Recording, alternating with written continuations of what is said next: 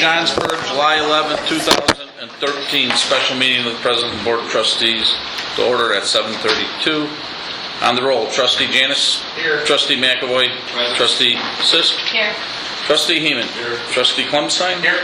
Trustee Hutchinson. Here. We stand for the pledge, please. I pledge allegiance to the flag of the United States of America and to the republic for which it stands, one nation, under God, indivisible, with liberty and justice for all. Is there anybody from the audience that would like to address the board?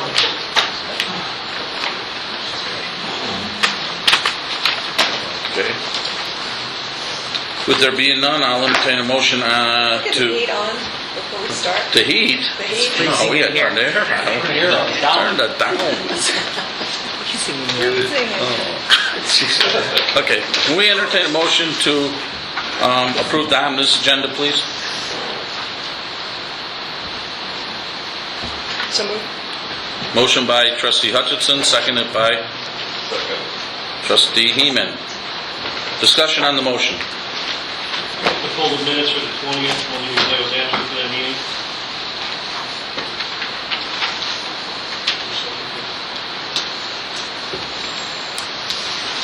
Any other discussion?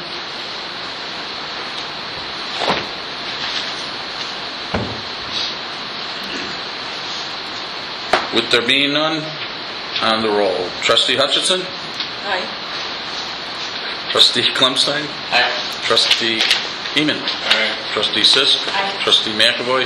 Aye. And Trustee Janice.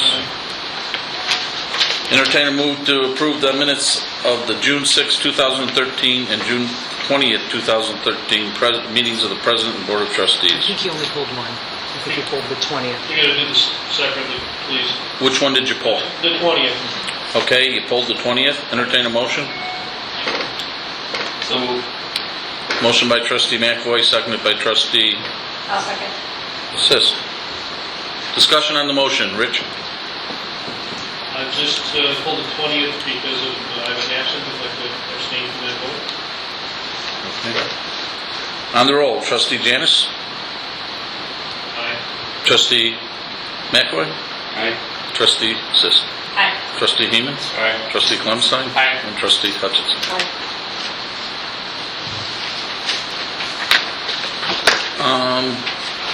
Give you a little rundown. Claudette's going to give you a little rundown on the Running Brook Farms annexation agreement that the developer fees have expired. So we're recommending that we extend them. But if you want to explain it in Sure, a I'd little be more happy to. detail. The annexation agreement that originally governed the Running Brook Farms development was the Blake Annexation Agreement, and it was a little bit different than most of our annexation agreements, which typically have a 20-year term. This particular one had a 15-year term. So the term has expired, meaning that the fees that are set forth in the agreement are no longer in effect. What we desire to do is to continue those fees along with the CPI adjustment, and what we're proposing is at your next board meeting, we'll be putting a formal motion on the agenda so that, the development will continue with the same fees that have been paid along with CPI adjustments until the build-out. This is obviously coming into play because we've had a builder who's expressed an interest of coming forward and building a single-family home. So I wanted to make you aware of that, see if you had any questions. Otherwise, there will be a motion on the next board agenda next week to formalize that action. Any discussion? Rich? No, I'm good. Okay. Thank you.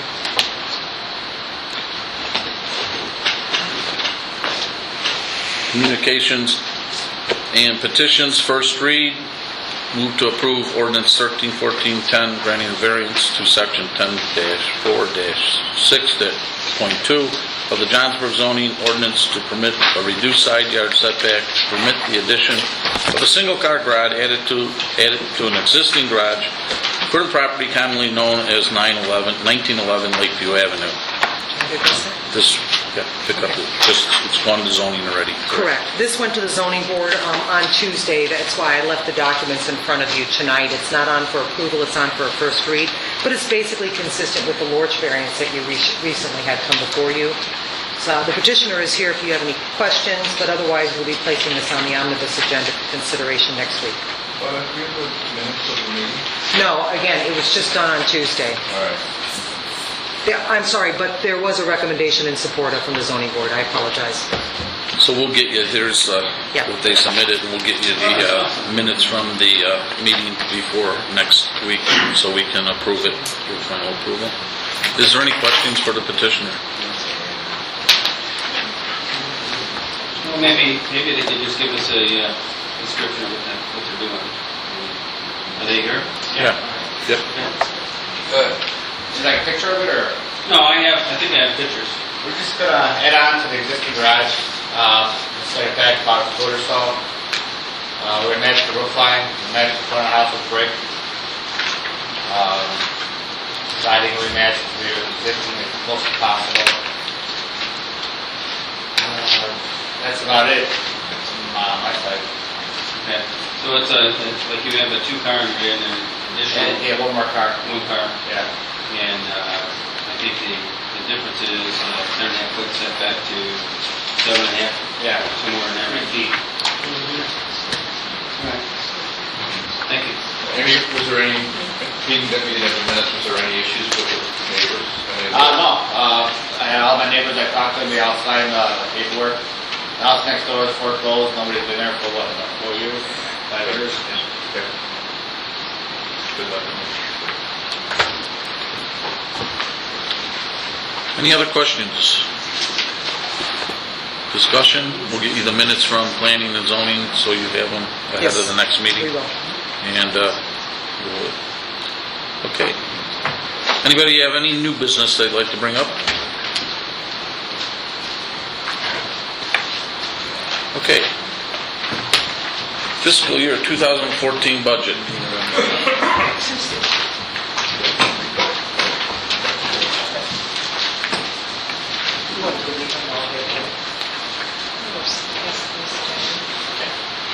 There's extras, there's extras on the big bit. Is this another sheet? Did you get this? Yep. I don't think so.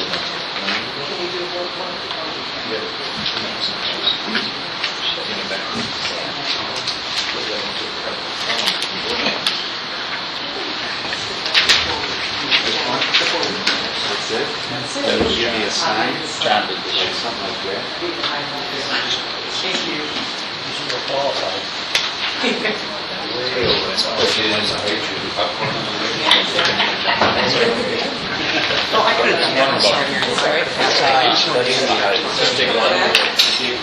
Yeah, take one and pass it down. Did you read this something? I think our last one was, Yeah. That's just an extra. what's our last one? Video game. Thanks. On video game. How much was it? Yeah, right here.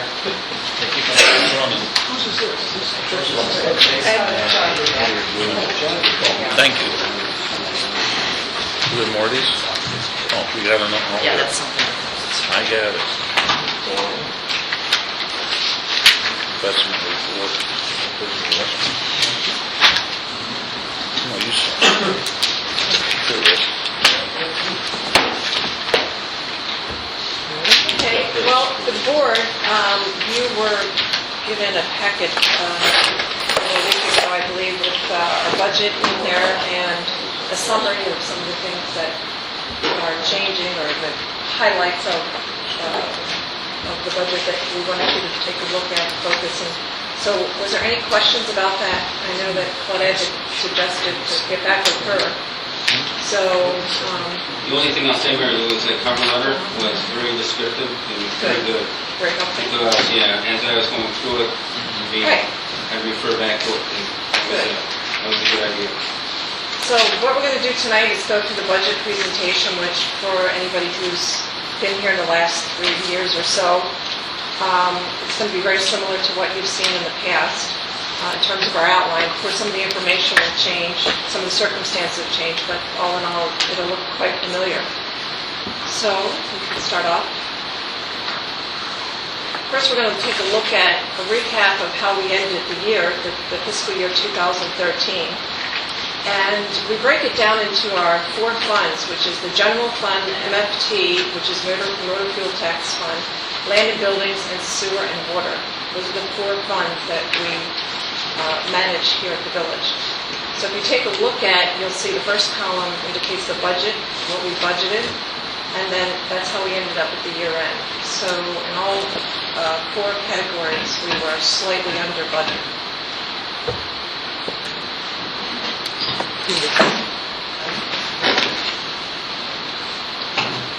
And then we do a quick budget summary here for the general fund, which is a breakdown of our revenues and our expenditures. And you can see at the top of the left-hand column, we have the income and use tax, $707,000 approximately.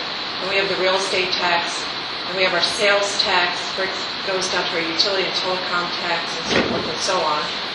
And we come up with total revenues of $4,392,676.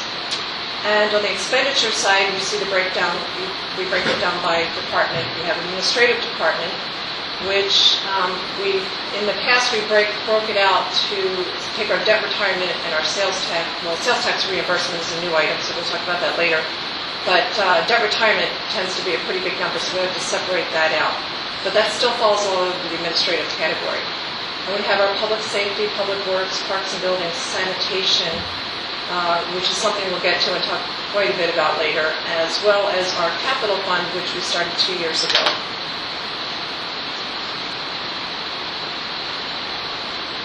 And this is just a pictorial of what those revenues look like so that you can see, where the big segment of our money comes from is sales tax and real estate tax.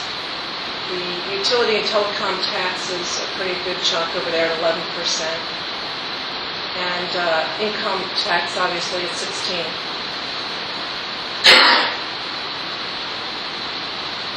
And then here's another view of our general fund expenditures. Again, by department, lines up with the numbers that you saw on the 2 slides back. This presentation, by the way, is something that we put on our website. So for anybody who wants to go back and look at it further and in depth, you can do that, along with seeing our actual budget. We post that as well. So all the financials that we have at the village are on our website. And then we just like to do a little bit of a historical viewpoint so that we can see and monitor how we are doing. And you'll notice that in the last 2 years, the green segment that you see there is our capital fund that we put in place. And for those of you who aren't familiar with the capital plan, it is exactly what it sounds like. It's a fund that we started budgeting for and setting aside monies for various different improvements. That could be maintenance items, roof replacement for our facilities, our buildings, and includes our roads. We'll have a breakdown of it later so that you can see it, but it's a very, very, very, very detailed plan, and Tim's familiar with it. I think we've been involved, as well as the Public Works, in putting together a lot of the analysis, because it really is quite detailed in terms of everything we have capitalized here. We've identified a life cycle too. We know how much we have to set aside per year so that by the time that item comes due, we have the funds for it. We've already planned, put the money aside, and we're ready to make a purchase when we have to. Happens to be, a living, breathing document, of course, because sometimes things change. Maybe we have to incur an expense of a vehicle or something sooner than we anticipated because of, a breakdown or some other failure perhaps in maybe our sewer plant, something happens. But as a rule, we have a really good handle on how we depreciate it and how we are able to suck away money for that expenditure when it comes due. And here's a look at our other 2 funds, our motor fuel tax, which, for those who are not familiar, it's money that we get back from the state, and it's called a motor fuel tax, and we use those funds. They are restricted to be used, obviously, for the purpose of which they are, and that is to go towards road resurfacing or road work in general. Land and building revenues, that happens to be another fund that we use to acquire any kind of land or buildings or anything that we need here at the village. And finally, water works and sewer fund. This is a fund that is hugely important, and it's one that, as you see later, is underfunded at the time. But we knew that that was going to be the case when we developed our sewer system. Until we get more users onto the system, it's something that is not self-sustaining right now. So you'll see that we have to, on occasion, transfer funds in, different revenues from the general fund to support it.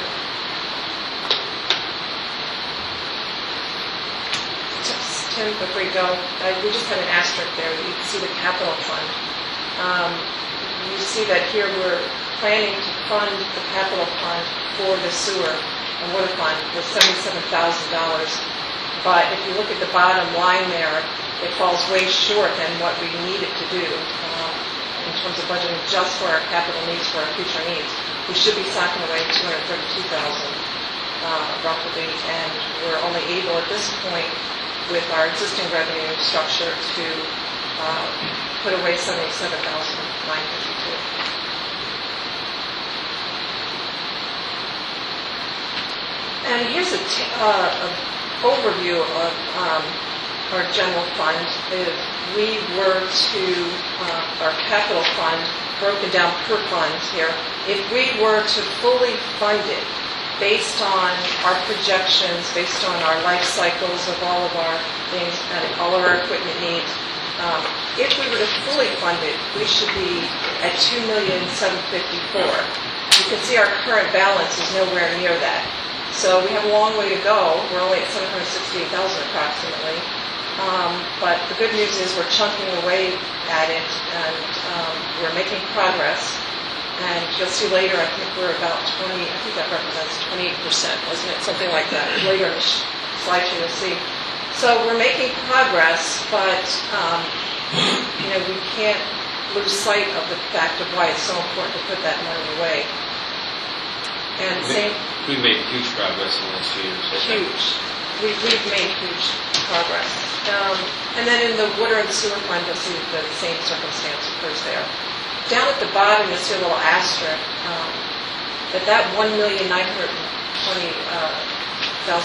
is based upon the life expectancy of a 12-year, which is kind of the best case scenario if we were to have our wish list.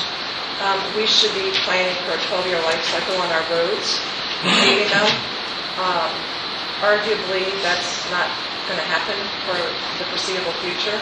So we'll have another slide that will show you, based on the money we're putting away, what what we're getting out of our life cycle of our roads and where we'd like to be. Can I interject something real Sure. quick before you move on? Something I just want to point out when we look at our fund balance too.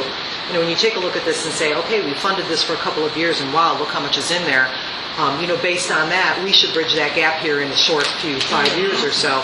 That's actually misleading because keep in mind that within that $768,000 that's in the bank is about $211,000 that has been socked away for our portion of the ITEP grant, along with a lot of other projects that we've committed to. So you're going to see that number going up and down as we continue to invest, but then utilize those monies for what they were intended for. Yeah, because we have to spend money. That's, we're not just going to keep catching up without spending money. Obviously, that's why the plan is in place. So good point.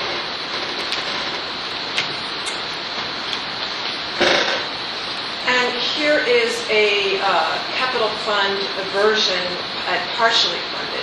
So the difference here is that we're looking at paving based upon a 50-year life cycle expectancy rather than a 12-year life expectancy of our roads. And I think it doesn't require a lot of debate to understand that roads aren't really built here to last 50 years. So this is far from an ideal situation. And there's things that, I'm hoping moving forward that we're going to be able to do to improve upon that. But the status quo, not looking for other alternatives and finding ways to increase our road resurfacing is going to lead us down the wrong path in terms of our infrastructure. And as Tim could attest to, it costs roughly two and a quarter at this moment in time to resurface per mile. But if you don't keep those up and do that on a regular basis, and you start ruining the base, now you're talking about reconstructing versus resurfacing. Which doubles it. And that's a double the price. So now you're up at close to 500,000, 4.5 for a mile of roadway. So you can see how important it is to improve upon that number and get closer towards the estimates that our engineers, our public works are recommending. And unfortunately, that number fluctuates with the price of oil. Yes. So, Labor and oil oil prices get us. where a gallon of oil goes, so goes our cost of repaving. And I think that this year, at least, we all saw the benefits of, when we got together with the county and we partnered in and we were able to, join forces, if you will. And the Bigger benefit- project. Yep. With better unit prices. Yeah, so we do get better prices. And I think we'll always continue to do that. Oh, yeah.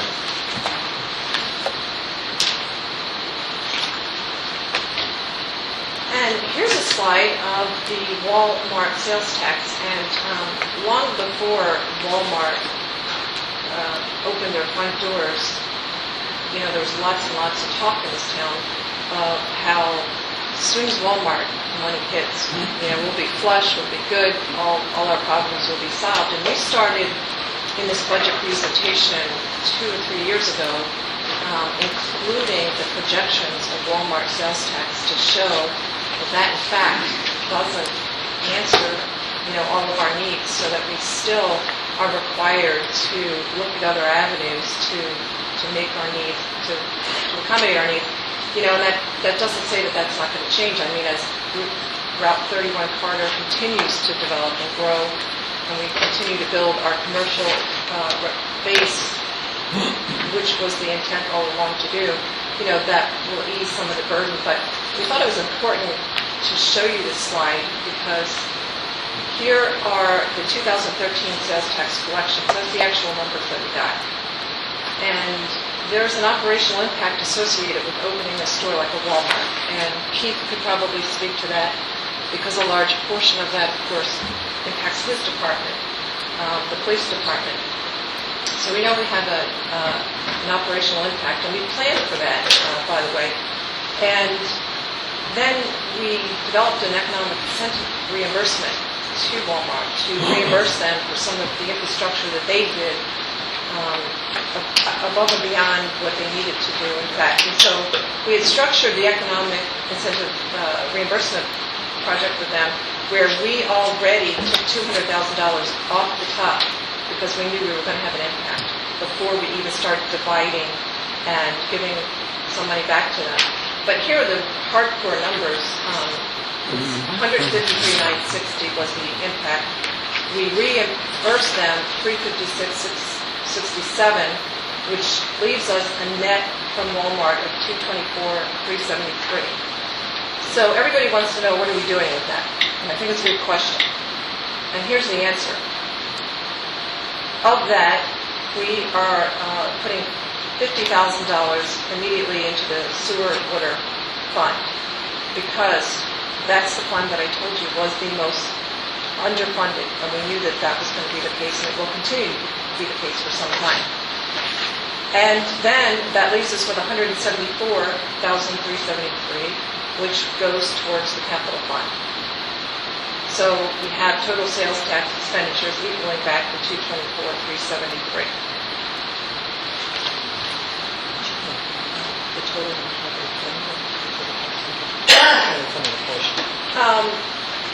Yes, Claudia made a good point, and that is, although that we're throwing $174,373 to the capital fund, that's nowhere near what we need to be throwing at it on an annual basis. And we have that number, which is 480 this year. $480,370 is what this year we're funding our capital fund. So what we're getting from Walmart isn't even covering that, which is why a few years ago we instituted utility taxes designated to fund the capital fund as well. So later in this presentation, you'll see where that all comes in. That includes the additional funding for where we need to get with roads as well, right? Pardon me? Going back into the capital fund. Yes, yes. That- This is going towards the capital fund, which is Right. meeting all our roads and our other infrastructure Right. needs and maintenance Where are and we- equipment purchases. Where we're trying to catch up. Correct. We'll talk about that in a minute, too, because you're right, that's a good point about catching up. Next slide. So here's the Wow. budget projections that we started doing several years ago in this presentation. And we said, let's take a look at, and again, this really was instituted because we really wanted to show everybody, with Walmart dollars factored into the equation, you know, where we would be, where's our bottom line going to be, and are we going to be able to meet not only our current needs, but our future needs, and accommodate our strategic initiatives and our strategic plan. So if you look at this, it's really hard probably to see for a lot of you, Well, we gave them the sheet. We got the sheet. but they don't have them. Oh, yes, I Do got we it. have extra sheets? So I don't know if you can read it very well out there. I know the board's got a sheet that they can look at. But this is the first where we partially funded. And I told you back a few slides ago that the optimum was a 12-year recycling time on the paving. We're not achieving that. This is something that we'd like to achieve, is the 20-year. And we'd like to be socking away $150,000 in reserves. So this is something that at least is kind of our immediate goal, is to get to this point, but we're not even at this point yet. So again, if you take a look at the difference, which is that bottom line, you'll start seeing all the bracketed numbers there, which means negative.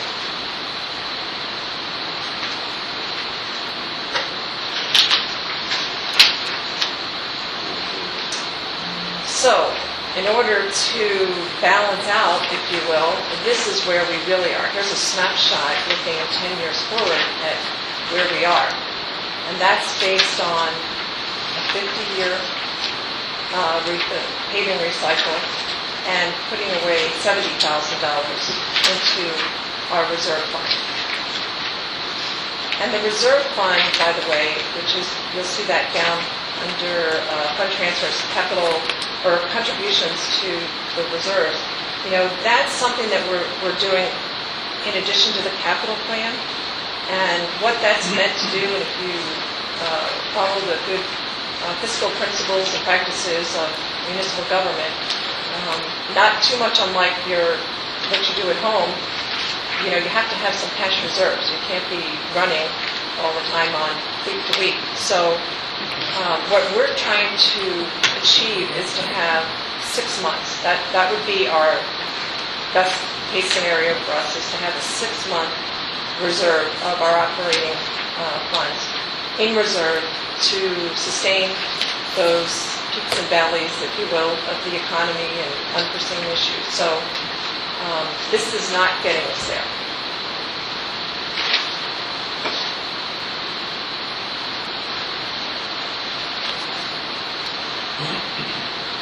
Again, sometimes it helps to see it in picture form. There's the blue line, which is kind of the recommended, and if we had Optimum. the optimum, and if we had all the money in the world, that's where we want to be. We're striving to be at the red line, which is what we call the partial resurfacing, and the projections in slide before, which was partially funded. And the green line at the bottom is where we actually are. And you see they don't really converge, by the way. It really is, that's why it's good. It's not really, we're not making a lot of progress there on converging. This is without the MFT money. Right. Without MFT. Yeah.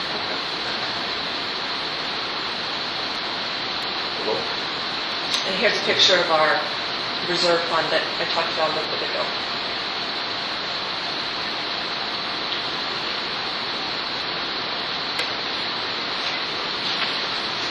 Another thing that comes up quite often, year after year, and especially right now, everybody is really concerned about their property tax. And one of the things that I present there a lot, and I'm sure everybody has heard, is why are our taxes so expensive? It costs so much to live in Johnsburg. And so we started a few years back doing a relative comparison of tax rates. And then last year we expanded it to include some of the other categories that are associated with living in various towns around here, which would be like a utility tax and the vehicle stickers and garbage and water and sewer. And so started out really focusing on real estate taxes, and then we went further into looking at it as a whole. And so in spite of what many people think, if you take a look at that very bottom line there, we are the lowest cost community to live in when you factor those categories together. Mary, what is the water and sewer numbers based on? Is that an estimated annual cost of a, John, that's typically a 6,000 gallons in a billing cycle or something that's usually used when we do our comparison. We just recently went through that with the Development and Government Affairs Center. I can't believe McHenry is so far out of whack. We don't have so many users. We're doing something. Right. So that because we only have so many on water and sewer, there's a lot of it's septic. Well, Johnsburg, or McHenry's mostly on water and sewer. Especially the city. But still, they're out of whack with everybody. The other thing is, if you, They're not charging the right rates to sustain their systems, obviously. the other thing is, John, at the top, you'll see that this is based upon a $300,000 appraised value home, so we just kind of took a median price range. But the water and sewer is based on consumption. Correct. That was the real estate, that was the And real that's, estate. boy, that's tax. McHenry's, I'm shocked. Can I interject? One of the reasons McHenry's going to be lower than, say, Marengo or Harvard is their capital costs. They have a much older system in comparison to Marengo or Harvard, who have numbers built into theirs right now to cover IEPA loans, things like They that. built new systems. Marengo's being built right now, John, or it will be, bid at the end of this month. And they cranked the rates up to cover the EPA loan, then we redid the plant. So when that plant goes into action, their numbers are going to go up. McHenry finished the portion of the south plant. Their next step is to get rid of central plant and bring it all to south. So at that time, to cover those costs, you'll probably see an increase. So I wonder how, obviously, the comparative size of McHenry would be like Woodstock and Crystal Lake, and I wonder how they did that comparison. We need that for our purposes. Mary Lou? There's no utility tax in McHenry, but in lieu of that, they passed a city sales tax. Right, they did. So, They you went know, up, what, that's half a sort of- percent? Yeah, 0.5%. So, I mean, that was a choice, I believe, that they made instead of the utility tax. So putting that at zero isn't really correct either. They just Well, taxed it a different, they were you know- getting revenues a different way. They are getting revenues, and you're right, but that's more like a user, I guess, if you will. But the point is, they're home ruled, so they were able to take that approach. We can't do that, we can't just arbitrarily go and do that. They did that, but you're right. I mean, it's not a perfect analysis overall, but it's a snapshot and an indicator more than anything. But that's a good point that you made about the sales tax. Well, it's a good comparison to see where we are overall. I mean, Yeah. we're putting all things together. Yeah. I mean, we're still reasonable compared to anywhere else. When you put the whole thing together. So if you threw McHenry's tax in there, they'd come in way higher. The other thing is, with the exception of McHenry, what we have always chosen to do in our analysis is to put communities in there of like community, like size, similar in their makeup, their revenue structures, all that. We put McHenry in there a lot of times because they're right next door and they're immediately, and people just tend to want to make comparisons, so we throw that in there. But if you notice, those other towns would not have the ability to do that either. Can you compare, sorry, I can't talk very well. Can you compare McHenry with us, though they're so much larger? That's my point. That's exactly You know, your I mean, point. I have a friend who lives in McHenry, his taxes are the same as mine. He has city sewer, street lights, sidewalks, Yep. you know, which we don't, but McHenry's gotta be 3 times the amount of people in Johnsburg.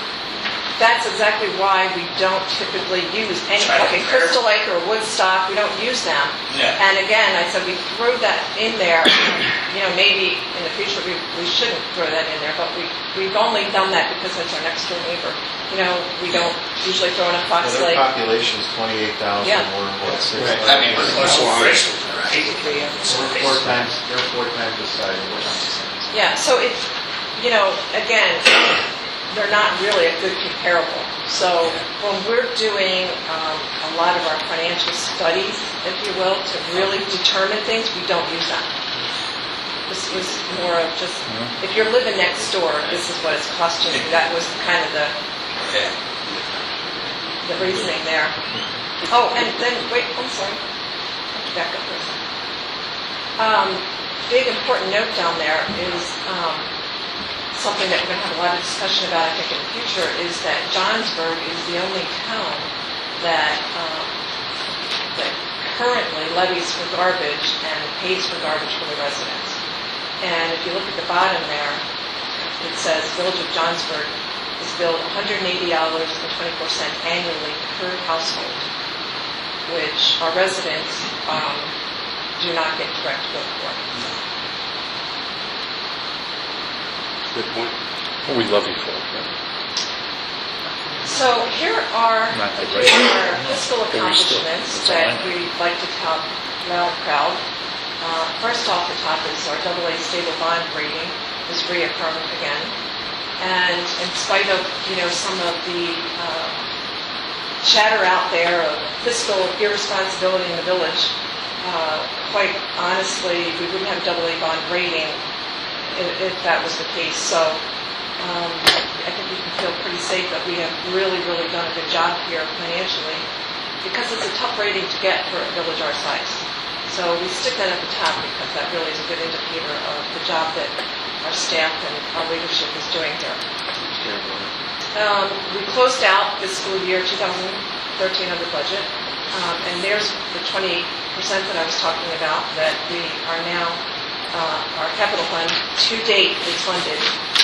And that's really an important number because we only started out a couple of years ago doing this, and we started with 0. And when you start from 0, one of the things that we opted to do was, you know, we really drilled down into the minutia of every single item and category on our capital plan. And again, looked at, you know, maybe it's a 6-yard dump truck or whatever, and when are we going to have to replace that truck? Okay, well, it's got, typically you can get 15 years out of it, but guess what, it's 10 years old. That means we're going to have to come up in 5 years with the money to replace it, and what's that going to cost? So what we started doing was like, okay, so we're jumping into this in the middle. We didn't start 15 years ago socking money away. So now we have what we call a retro amount of money that we have to catch up on top of what we got to put away every year within 5 years so we can buy that truck. So every year that we're putting money away, it's not only to cover as if we start from, you know, 0 at the purchase point, but we're catching up the retro fund, so the retro portion. So to be at 28% is really, I think, fantastic. Vehicle and equipment purchases, we've been able to do that this year. I don't know, you guys could speak to that more than I can in terms of what we were able to buy. You know, we bought a squad car, 2 squad cars, I believe. We don't get into... We had IT equipment. We replaced the village server this year. right. Wasn't there some We got a new truck, a new One dump. ton. 1 ton? Yeah, one ton, Yeah. Wow. This year, for Public Works. Just one. Just one squad this year. So we've been able to do that. Land acquisitions, we purchased a piece on Church Street, which was quite an important piece of land there because that really was the last piece of real estate, right, Tim, that we needed to get in terms of being able to move forward with the whole Church Street project. Yep, it's all public road right away now from Spring Grove Road to Johnsburg Road. So hopefully with some grant money going forward, we'll see some nice improvements there. In the next few years, you'll be able to drive from Spring Grove Road over to Johnsburg Road without having to meander through Park parking cars lots. through there, yeah. How about the property that Tim donated to us too? Yeah, that was a donation, and we did cover costs. But we did, right, Which was probably close to 10 in total costs. which was the Shaper piece. Yeah. Well, no, the Hughes. Hughes, she's the Hughes. Shaper. She was a She was a Shaper. You're right. Oh, my God. You You're are going too right. far Oh, I'm going too far You're back. getting it. Okay, Hughes property, AKA Shaper. Obviously, a big accomplishment is we have increased sales tax revenue, so that's a good thing with Walmart. Having a full year coming forward with Walmart. Video gaming is on board now, so we're seeing some revenue stream in from that. And again, as I explained a little bit ago, we do remain the low-cost community in the area. Here are a summary of some fiscal challenges. We have some important underfunded line items in our budget. Road resurfacing, which, we can beat that drum. We shouldn't ever stop beating that drum. So it's at the top of the list. Residential refuse removal, which is garbage service, is sorely underfunded. So we want to take a look at that. Street lighting, we've talked about. These are items that the board, of course, have heard many times, so they're familiar with. Street lighting, and then we have the sewer water capital fund, as I mentioned, and the general fund reserves. So, threats to state dispersed revenues. Those first things, underfunded line items, we have some ability to impact, I believe, in a positive manner with some of the decision-making that we can make here at the village. Unfortunately, the next one, threats to state dispersed revenues, beyond having people get involved in lobbying legislators and going downstate and take an active role that way, we don't have a lot of control to some of the decision-making that's made at the state level that impacts our revenues. We've had, in the past, what are we at now, Laurie, in terms of our backlog? 2.5 months. 2.5 months behind. So, we did make it from Progress. last year at 4 down to 2. So that's why we saw such a big increase in Right. income. But there's a lot of talk in Springfield right now of how they're intending to go about solving their large deficits, black holes, with passing a lot of that on to us. So that continues to be a huge threat. And then the final item is something that is newer on our radar, police pension impacts, because we here at the village passed a referendum, the residents passed a referendum to fund it. And we have continually, annually funded it according to the actuarial charts that we were given and recommendations. And so we did everything exactly how we were told, and now we're finding out there's a big problem. So, something to get to.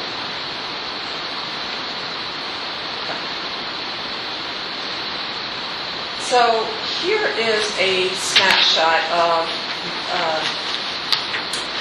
taking a look at, this kind of leads us into a little bit of the discussion on garbage and what's happening here. Right now, we have it broken down into assessed values, increments that go from 50 up to 300 assessed values.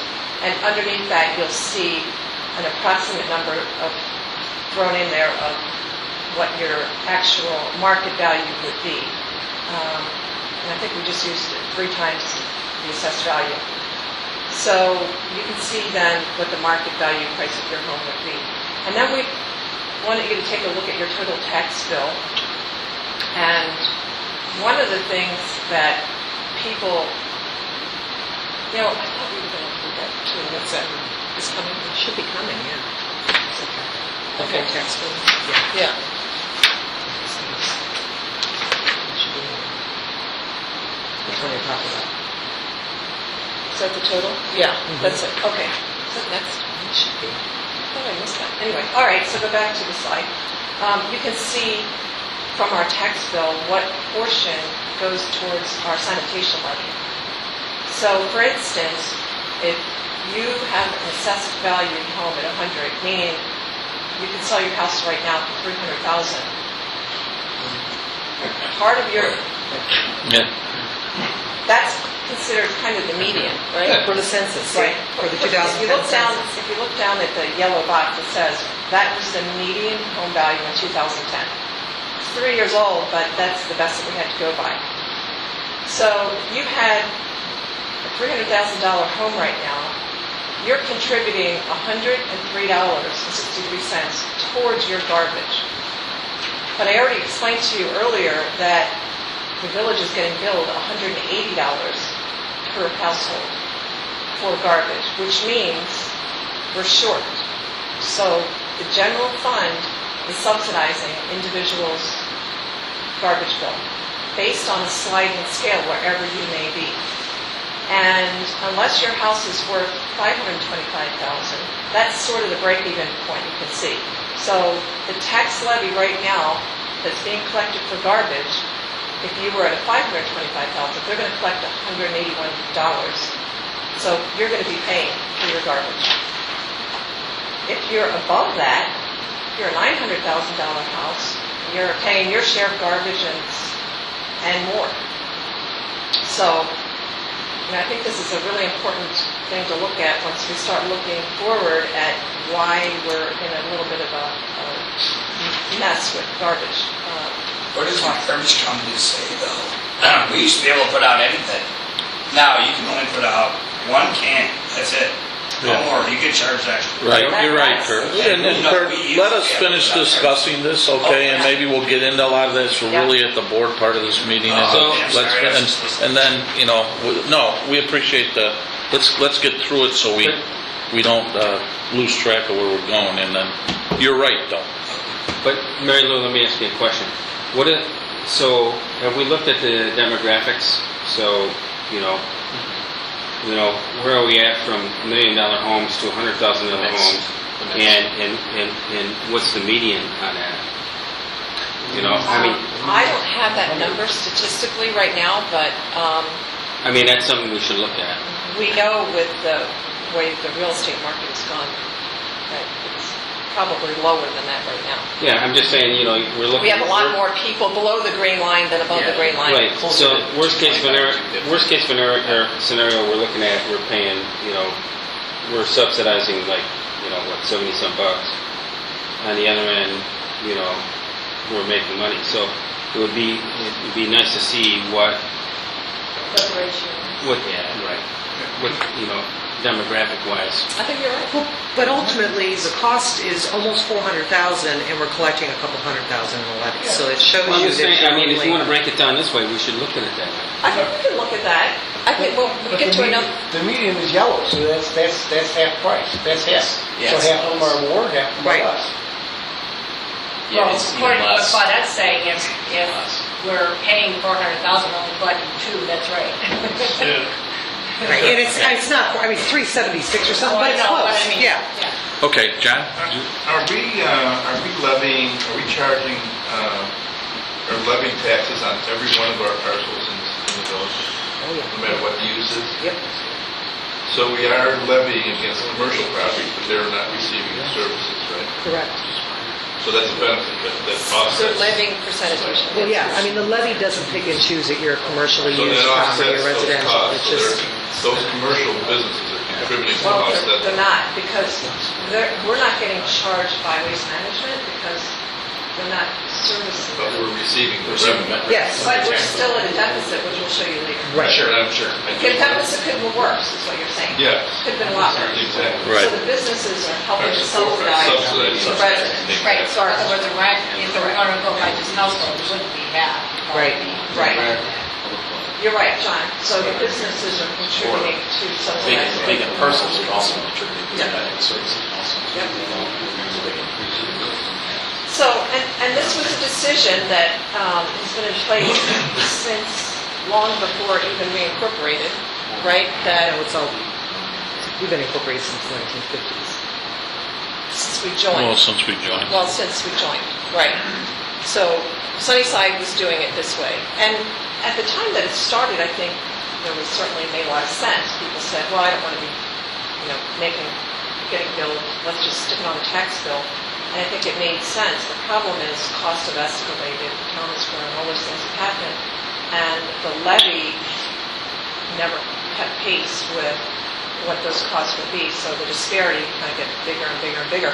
And a few years ago, I did that number, and I'm going to say it was like 7 million over the life.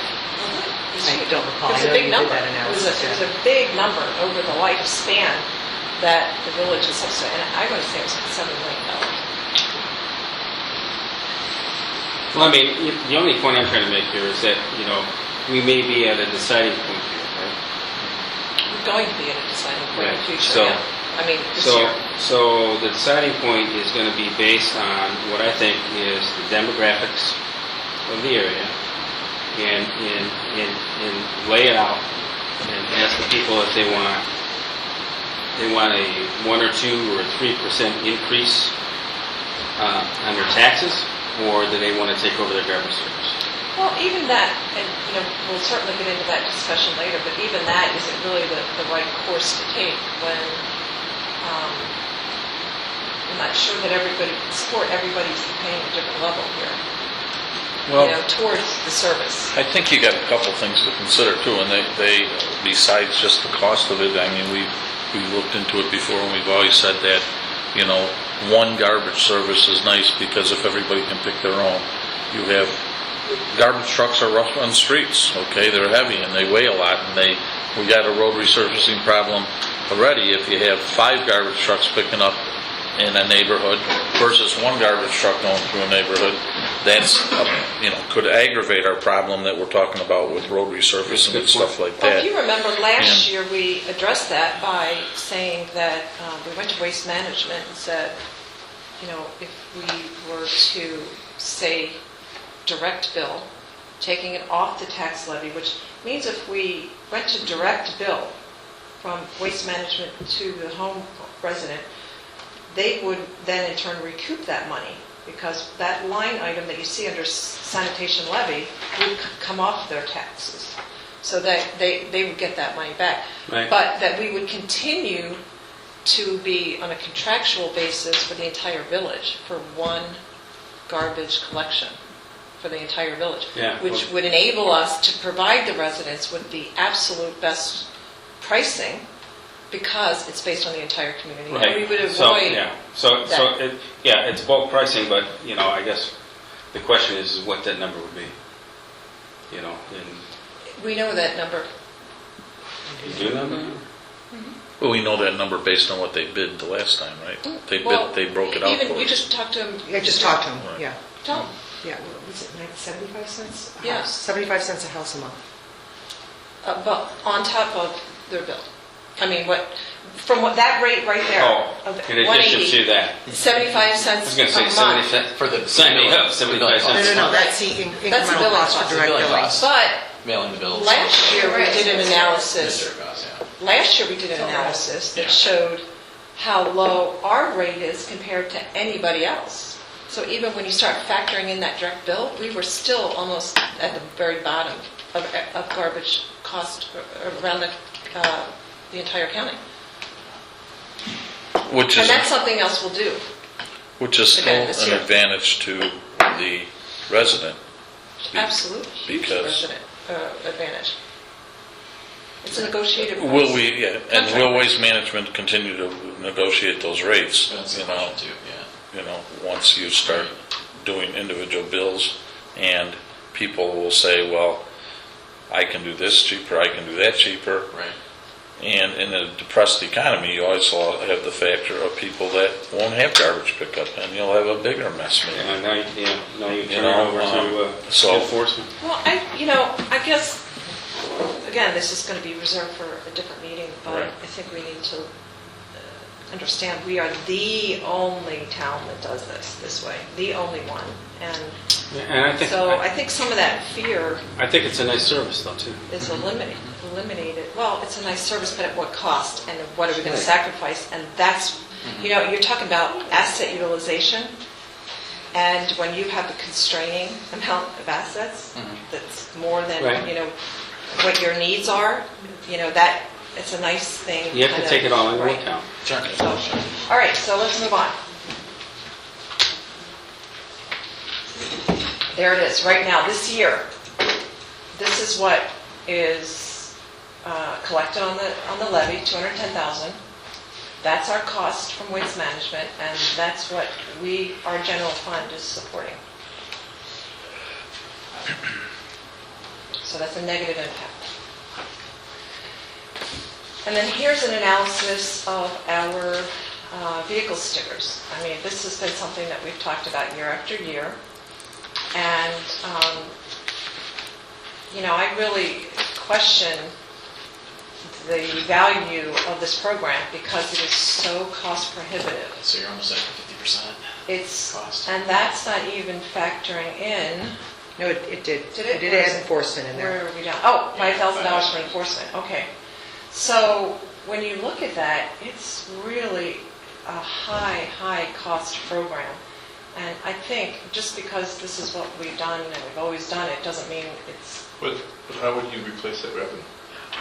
I mean, it offsets the Well- lighting cost by $26,364. That's what we're talking about, though, is there a better way? to is do there it? a better way, John? And not only are we talking, if you just look at the numbers, I mean, I've said this a million times, so I'm Well- sure Colette's not, she's sick of hearing me say this, but if we were a nonprofit, we'd be getting an F. Because you can't have a program It's not fun. where you're taking money and it costs that much, and what you're contributing back to your initiative is that low. I mean, it's just way cost heavy. So not only that, and I think it's failing miserably on just the dollar side, but when you really look at our manpower and the manpower drain that it does. If you're netting $26,000, that's a bad investment? It's a bad way of doing that, You're yes. saying it's just not efficient, which I... Not at all. But No. also the From question, street lighting, which is why we're using it. Well, I think you'd have to have a supplemental source of income to offset the street lighting, but leaving the street lighting alone. I'm kind of a rookie here, but I mean, have we always comped that or compared that to street lighting? Well, that's what it's always been for, targeted for. That's That's the why I haven't justification succeeded. for the Vehicle stickers were to cover streetlights. You targeted toward the street lighting. So let's move forward, because we'll get into some discussion more about that, but we wanted to show you the raw numbers, at least of this slide. And here's the new one that's on the radar that nobody exhibited. This is like that big bubble balloon that all of a sudden came crashing down, or is about to. So if you look at the top line, it's our accrued liability. Here's our value of assets that we put aside. You can see we have $2,481,000 unfunded, which is not a very good ratio at 42%. So our tax levy, now this is something I told you that our residents, voted to approve the tax levy and are still absolutely supportive of course. Okay, so we're underfunded by 58%? Yes. So, what we want you to know, though, we thought it was very important to asterisk these, is that our 2012 tax extension there is for $110,000, okay? That's 2012. In 1 year, next year, we get a report saying that we have to put that much aside per year. And so, it's not that we were not funding it. We were funding it 100% every year, what the rate was showing. The problem is, all of a sudden, they pulled the rug out under us, and they came up with new software after 20 years. Jeff Orsak said 20 years? 20 years in the making, their software took, and when they launched the software, they come up with this. And they is the Illinois Department of Insurance. Illinois Department of Insurance. So this is a state-funded, or The state... Illinois Department of Insurance regulates pensions. Every year they send us a report for us, meaning the Village of Johnsburg, a report on what the levy needs to be, which is what the Village of Johnsburg has done. This year, they have changed their calculations, and this is their new number. How did they change the calculations? I was sure what software they had. Did they have some kind of percentage? Yeah, the biggest change is the old numbers were so high in terms of the expected return. They were using like a 7% return. Right. Historically, which It's too high. is way too high. So the software is 20 years old, so it was based on returns that people were getting 20 years ago. So does this roll up into the whole pension fund issue? It's part of it. Part of it. Teachers. I'm sure it does. But Part of most of this is our pension fund issue. No, I'm talking about, globally, so... I think that next year we'll get a better sense that the Johnsburg Police Pension Fund has contracted an actuarial to do an independent based upon our people and our numbers and provide us with a report. The mortality table they were using, the state was using, was from, I believe, 1969. So the average life expectancy, again, in 1969 might have been 70 years old. We weren't even alive then, were you? Today it's 80. So the Department of Insurance hasn't changed anything since 1979, and here we go, So again, we've contracted with them already. We're waiting for kind of the books to close with regards to the pension. And that'll be early next year, we'll get a report. This is a fictitious number. But the higher number is probably closer to a realistic number than the one that they were giving us in the past. Right. You know, The because actuaries are looking at 1969 mortality rates. The state was. State. Okay. And That I'm was what saying, the I state don't was know what kind of looking at. software they had, you came telling me they couldn't go in there manually and change So- that as things were changing. Right. So, I mean, That person who walked that day. how does this compare to other local police departments? Do we know? It's probably just a regular one. I know. We're probably in a lot better shape than most of them. I know, but I mean, are they having the same result? There are some communities that do not have a levy, and they fund their portion completely with general fund revenues. And those are the communities that stopped funding their pensions, and which is partially like the state of Illinois, and then they get into this pension crisis because they don't make the payments as they're supposed to as they're going along. And we the did. unfortunate thing for us is we were doing these, the Village of Johnsburg was doing what they were told by the Department of Insurance, and now the Department of Insurance says, oh, now do this. Yeah, oh, by the way, it's like... Here's our new numbers for you. We're multiplying by 3. Just make more, big government. Is that a mandate or not, or is that a recommendation? It's a mandate. Yeah, I mean, we passed, And We have to fund it. Has it been implemented already? I didn't pick up This on is that. Well, it's not a mandate to be 100% funded, though, is it? It is not. We have till, Lori, 2040, 2030? 2030, I think it went up It from was- 2020 to 2030. I mean, They they keep moving it. Right, they keep, it started out in like 1992, that you had 40 years to be fully funded. Well, now they keep pushing that out, obviously. we'll get fully funded carefully. That's So right. if we would do it like Springfield, we wouldn't even worry about it. Nobody's fully funded. Nobody is. No, we let it roll. We just let it roll. Chair for the evening from the assisted living and the button. Right? In 24. We'll just do it like Springfield. We don't even have to worry about it. Yeah. Jesus. Throw it in the garbage. Yeah, what the heck? Can you believe it?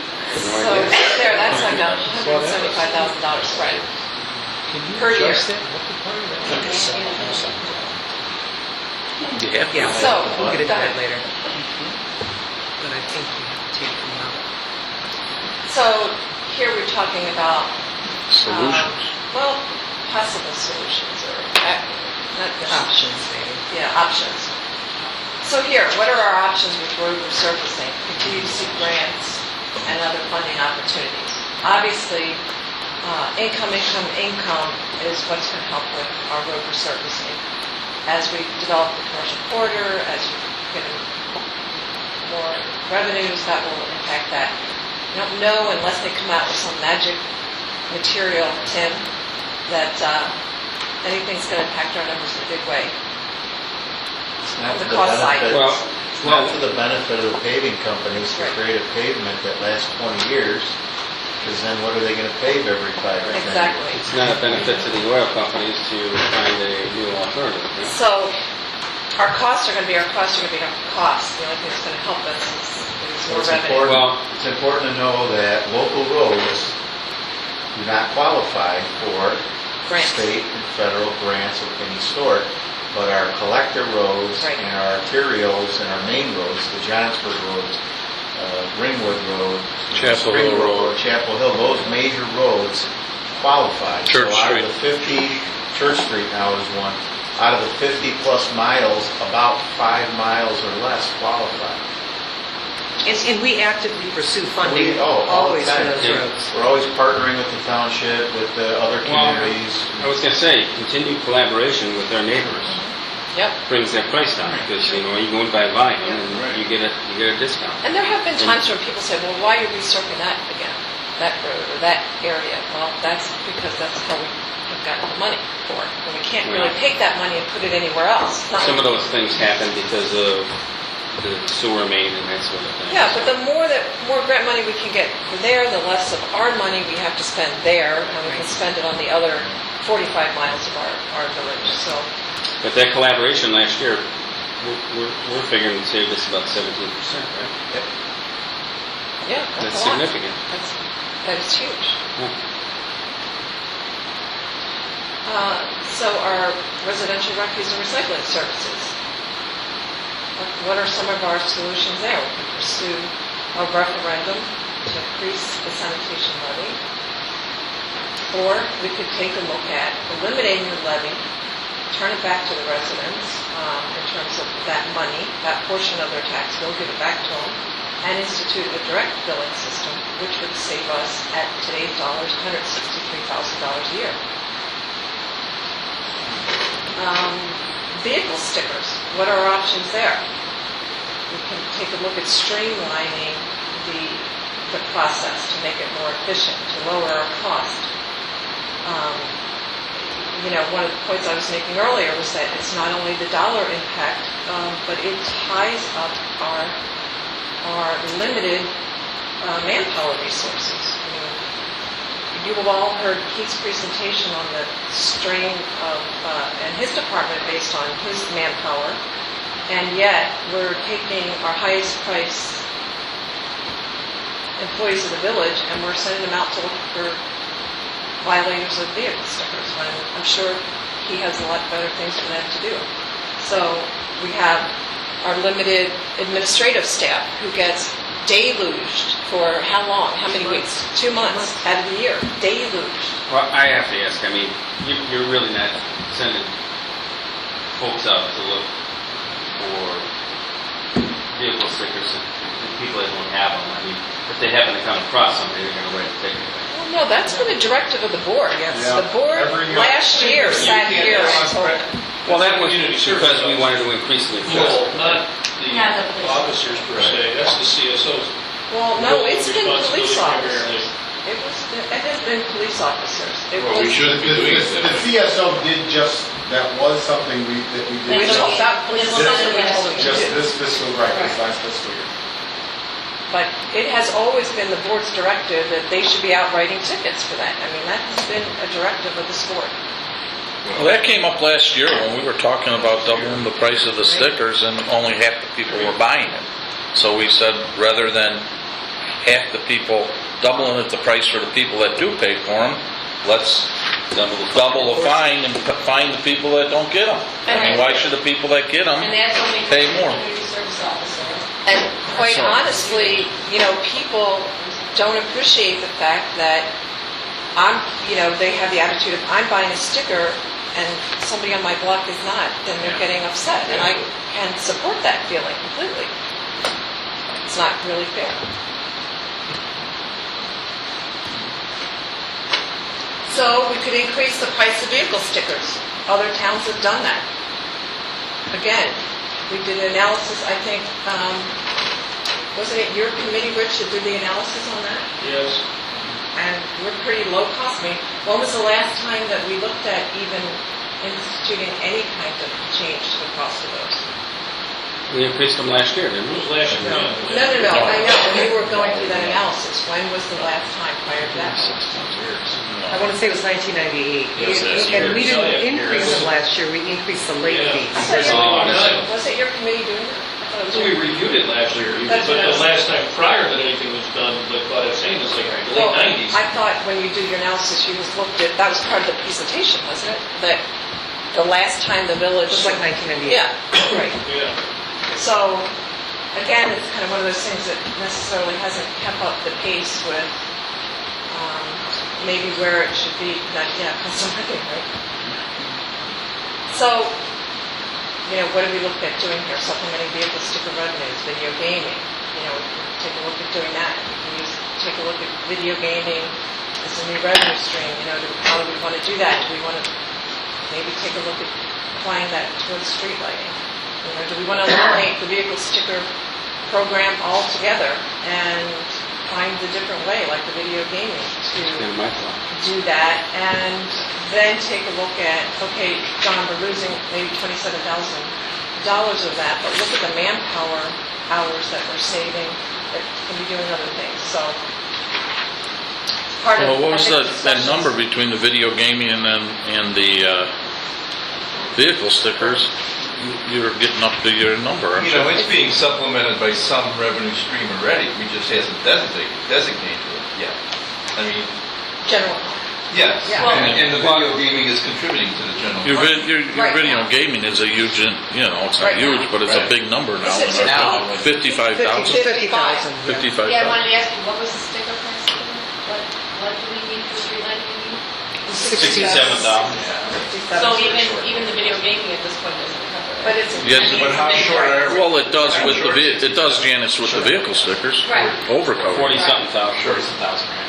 But I think one point that Mary was trying to make, and I agree with her, we really need to take a look at how we're utilizing our very limited staff as well. So don't solely look at the dollars, but when you take a look and say that we've got about 1.5 people in our office that are for 2 months being basically inundated with this. I mean, this is what they're doing. So when you're reaching out to us and you're saying, I need you to do this, and we're saying, we'll get to that in about 3 or 4 weeks. That's why, because that is just how much it impacts the operations in this office. So you have to think about whether or not that's how you want to use your people, or do you have a better way to use them? Maybe we Are there should other think about things that they could be eliminating the whole doing? thing. Well, that's an option. And giving up Pain in the butt. and giving up It's a pain in the butt to $26,000. the residents. Giving up $26,000. Okay, but John, here, I got a question for you. Remember how we talked about the utility tax? We always wanted to give a percentage back to the people? No, that's Now true. granted, you're only getting, depending on how many cars you have, you're getting maybe $20 back, $25. At least you're giving something back. It is, they're getting that back. It's true. But all I'm hearing is we're underfunded everywhere, and we're gonna eliminate $26,000 It's of like, do revenue. you want to work I'm hard, hearing or what do a you want to pain work this is. smart? That's kind of how Well, we're approaching yeah. things. It's like, I think they ought to come up, if somebody can come up with another source of revenue. but at what do cost, it. John? What that's what I'm saying now. You had the costs in there. No, yeah, what cost to the efficiency and the operations of this village? We Well- already know that it's not a good deal for the residents. It's not a good deal for the residents, for them, I mean, if they could just walk in and hand us a thing, we didn't have to print, we didn't have to mail, we didn't have to, do all that stuff. Direct deposit. It's was still netting $5, $26,000. Wait, If I was running a business, in a vehicle sticker business, and I net $26,000, I'd be doing that all, I'd be in the sticker business. yeah. But it's still a plus $26,000. Positive But one- revenue. How do we get more efficiency? That'd be my question. I mean, if you look at I suppose that's the the revenue, first that, thing. can you outsource it? I mean, there's different questions we got to ask on the expense side. Can you get that to a better side that's mailed to John, you when better? if you give your money to March of Dimes and you give them $1 and only 10 cents goes to the cost, are you happy with that? But the $26,000 I mean, is you can sit used there and say, well, to it's still 10 offset cents. something. Bottom line, it's still 10 cents. I don't want to give 90 cents to waste. you know? The only other thing I think would be definitely something to look at if we decide to keep it is look at biannual. Anybody, even like when you do paychecks I and stuff, wouldn't it's do always that. cheaper to I'd do bring it some monthly separation. or bi-monthly than it ever is to do weekly. Definitely. But there is ways to improve. That's an that. increase in manpower requirements. You'd have to bill it out twice a year, you'd have to handle the receipts twice a year. Every other year. Every other year. Oh, every other year. Every other year. Versus semi-annual. So you- Oh, I'm sorry. So you're cutting your manpower costs in half. Yeah. You raise the price to $20 Well, I mean, for a sticker? No, I'm just saying. It's a 2-year sticker rather Right. than 1-year sticker. So, that- I mean, Why would we look that's at- equal. what, the point is, again, we can raise And it's the half the- costs, it's half but the we're- manpower. We're trying That's not a bad option. we're trying to be the best fiduciary stewards of our taxpayers' money, and is that the right No, that challenge is right, Mary Lou. way to do it? I mean, I would rather give those people their money back when they be able to find a smarter way to do it. You try and increase revenue somewhere and see if they're gonna like that. I'm trying to That's what I'm increase saying. efficiency. Yeah, how are you gonna do that? And they're gonna like it. You're squeezing the balloon. But John, you know what, there's, one of the factors that's not in our calculation is there's also a dollar that you have to place with lost time. The things that our staff could be doing, that could resort in And we got dollars that in almost for every services and department, efficiencies. unfortunately, because we're still growing. Our needs are greater than our manpower that we have in the schools. And we're seeing that in every department, whether it be public works or administration or police. Well, my point is that, Right. but that 20-some thousand dollars you're saying is revenue, I seriously question whether you're really getting sheer revenue of that. Because you're not factoring that lost manpower time that could be utilized elsewhere and bringing in dollars elsewhere too. There is a cost associated with that. So you've got the cost of them So I guess the spending their question that I would time. ask is what isn't being done because they're doing I know, but I the, mean, what can you identify specifically as a negative? Oh my gosh. Oh, John, I mean, that, we'd have to do a So whole the rest I'll presentation. tell you There's so that. many initiatives that we have that we want to pursue, get in place that would be helpful, that have opportunities to potentially bring dollars to the village or provide additional services or be helpful to the residents. That there's a laundry list of things. well, this needs to go, I mean, Well, it will. we're just talking about it, You know what we're right? doing here tonight is we're opening the discussion, we're scratching I the think surface the in terms biennial's of a good idea. presenting it, but these are going to be identifiable issues that the finance committee is going to address and bring to this board this year. Those are great things. So- Great things to look at to see if we can do it better.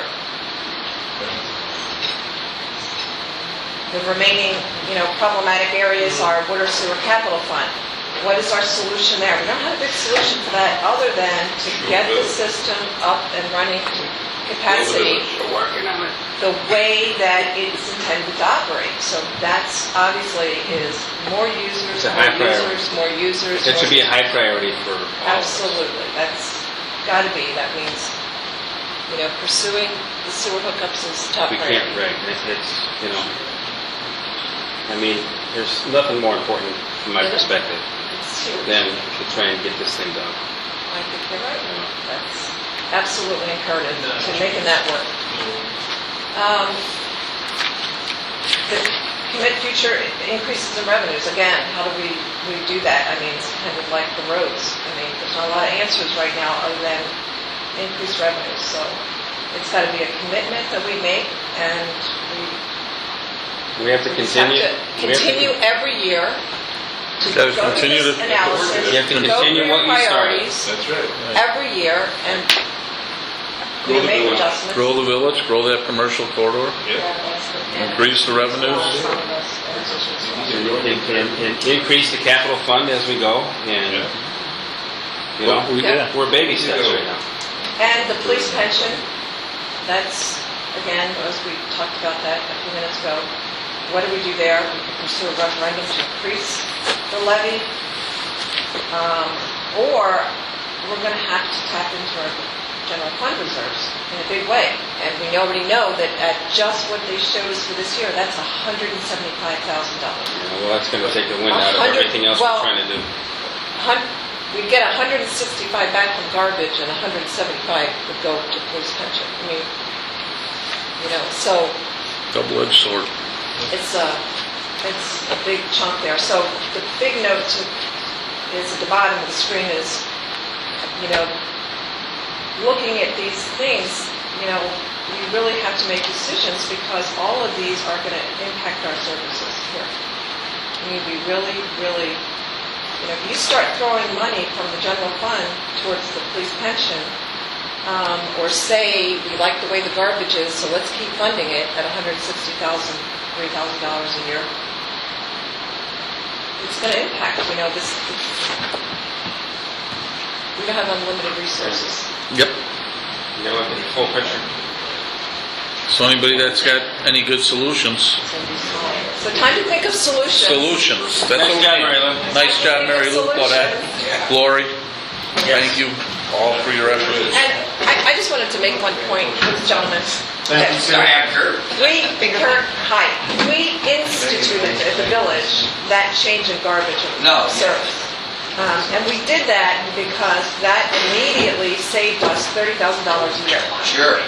And that was at a time when we were really underwater here. I mean, does anybody ever go negotiate? I know, Ed, I know you said, well, we don't want a lot of trips down the road, but does anybody watch their efficiency? You know what I mean? Because they do go down my road 4 times to pick up the garbage, which they can do 1 trip and pick up that garbage. Right. Because, you know, same with the mail people. I mean, that's the thing. Look, you know, you want to save roads, put all the mailbox stuff. Well, no, that's an issue of just having one provider. Otherwise, if you have 4 providers, you might have 4 of them going up and down the road. You know? I don't think we could ever relinquish. I mean, I understand like negotiations, you know. Another thing is that, Mary Lou, did you explain to Kurt about half the recycling and how we get money back? Yeah, I mean, when we did this analysis several years ago, when we were going out, Waste Management told us that first of all, we were like the only town that was on limited garbage and recycling. No, and like And I said, so what happens is, all of us are, you know, can be lazy at times, so we had no incentive to recycle, right? Because it was unlimited garbage, so people would just throw it all together. And what they were finding was that as other communities' recycling was going up, ours was going down. We weren't even maintaining it. We were literally We were going doing half the recycling that we should do for a community our size. And the credits that we got back from Waste I understand cost adjustments, you know, like you said. So what happened now is we limit garbage, but we have unlimited recycling. So it has really encouraged people to just be a little bit, more careful. And recycling, and then what Waste Management gives us a portion back. Get a credit back. Get a credit back. No, and like I said, I wasn't complaining about it, you know what I mean? I understand the cost of everything to go up with that, sure. You know, I was just wondering if there's any way, like you were saying, you know, trying to find ways to negotiate, you know what I mean, as far as, you know, their efficiency. Because, you know, sometimes when you got a cash cow coming in, you know, and now they're not being as efficient. Well, you know, like you said, he goes down one side of the road, he could easily go down the middle of the road. It's not like, that was bid out to 4 different people. Sure. It's not like, you know, so, I they mean, you can continue to only... be the low-cost bidder. Yeah. When we go out and we do the whole big bid package that goes out to everybody. Same thing, you know, we do the same thing with customers. You know? Right. So you guys get regular from the waterways, I think. You know, like me, I buy a $180 sticker for my boat. No. You guys don't get none of that? No. That's just for the waterways. That's just for the You know what, but it is in there, I don't know why it's not popping up. We don't get One money. of the slides that, I can't believe it didn't pop up. I can even give him if he wants But to it'll see be on it. the website, but one of the slides in our presentation was, it took a tax bill of an average home and broke it down, because again, you know, everybody's saying our taxes are so high, our taxes are so high. We did this a few years ago, we started showing them that like 5% of their tax bill comes to the village of Johnsburg. Yes. And so we broke it down, and why did that come up? I don't know, because it is in there. Village of Johnsburg, 3.9% of your tax bill comes to the village of Look how Johnsburg. much money we lost in the last 20 years. Right, and then sanitation accounts for 1.2%. That's the portion that I said we direct bill they'd get back. And then 0.6 comes for the police pension. But 60% goes to the schools, 10% goes to the county. You know, so, Sure. but people think we get it all. No. So, Well, actually, this is critical to get it back in. because of all the foreclosed owners. Pardon me? We're losing money because of all the foreclosed owners. You're not getting them tax dollars. They're not paying their taxes. Well, eventually you get them though. When the bank sells them, they can get it, in order to sell it, they're But I paid. mean, that's the hit that you guys are taking. And I didn't see that when you sent it to me. No, I wasn't complaining. I actually like to learn a little bit about it because the research in the whole is always confusing me. It's like, why are they doing the road that didn't have to be done? But obviously, the time to render that road. So this understructure doesn't go. Well, that depends, that depends if we're getting a grant or something to do the road. If we're doing it with our money, that's not happening in the No, local. it's nice learning about some of the procedures, you know. Okay. Summary. Hey, we'll see you next week. Yep. Thanks, guys. So, in summary, we'll be meeting again next week. Hello, So hello, if anybody hello. has any questions regarding the actual budget that everybody's been given copies of, anything at all between now and next week, reach out to Claudette. And we'll be doing some final discussion, should be minimum, I would think, and then we're going to be taking a vote Right. on the budget. In addition, you will also have the appropriation hearing on Thursday, and you'll be taking a vote on appropriations as well. So that will come out to you. Remember last year we had that form where it showed the budget column and the appropriation column? You'll be getting that out no later than Monday. You'll have that. But again, the same approach as we've always taken. Identify those areas where there's potential exposure and increase those items, and then show how we're going to pay for it if that were to happen. That's what. If you have any questions on that too, get to Yes, Claudette get right with me, away and please. see if you can get them answered. Otherwise, we'll have to schedule a third meeting this month yet. We'll have to meet Yes, the third. appropriations have to be approved in Just July. to note, I know that I'm not going to be here next week, so. Next week? Yeah. Okay. So, Kevin, just let me know if there's I have anything other that budget you want me to issues pass along. Baltimore I need to take care of. Well, we will, Aren't you retired yet? we'll do the discussion next week. We can schedule a meeting for the following week so you don't miss out. Okay? Entertain a motion to adjourn. So moved. Motion by trustee McAvoy, seconded by trustee Janice. On the roll, trustee Janice, trustee McAvoy, trustee Sisk, trustee Heeman, trustee Clemstein, and trustee Hutchinson. Aye. Thank